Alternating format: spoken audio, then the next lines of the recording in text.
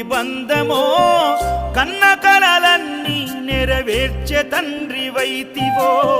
రెప్పచాటు కన్నీళ్ళే కష్టాలను మోసెరో తప్పులెన్ని ఉన్నాయో మన్నించి చేరదీయరో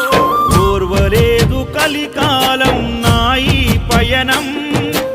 ఆపలేదు పలికిన నోరారా శరణం కాళ్ళు కాలిపోయినా సీమునెత్తురొచ్చినా సల్లసెమటలు వట్టి సొమ్మసిల్లినా